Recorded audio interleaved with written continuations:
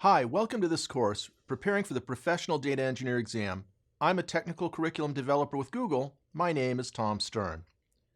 The tips sections of this course are organized around the Data Engineer Exam Guide outline. The outline divides the exam into sections that focus on specific priorities and information about the job role. So this course follows the outline, explaining each section of the course, providing tips and highlighting information that would be useful to know. Some items in the outline are important to the job of a professional data engineer, but they're not technical, or maybe they're not specific to Google. For example, a data engineer needs to know how to present solution proposals to customers and to communicate with executive staff. That isn't something we currently teach, but you should know it from experience or learn it on your own. I'll identify these items when they appear in the outline. This course isn't about following some pattern exactly. It's about being useful to help you decide the best ways for you to prepare for the exam.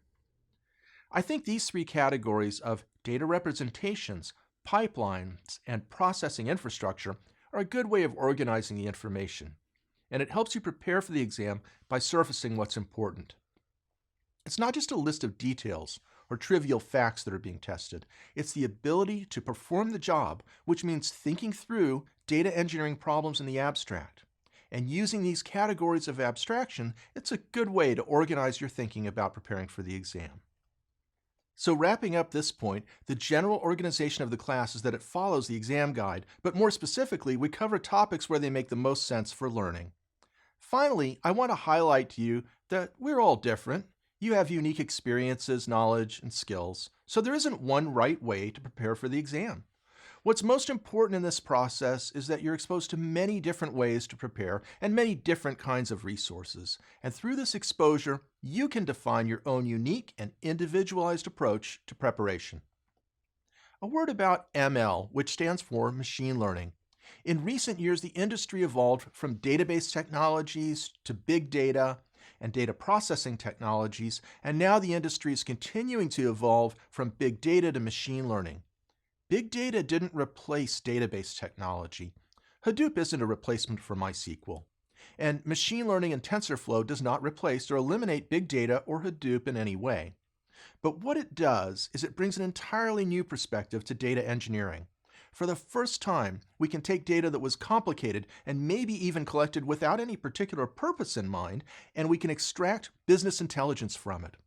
Machine learning enables product innovation, making products better, and process innovation, making processes more efficient. And it brings a new kind of analysis to business decision making. So ML isn't a subject that's tacked on or just included along with data engineering. It's a major part of data engineering, and you'll see it mentioned extensively in this course.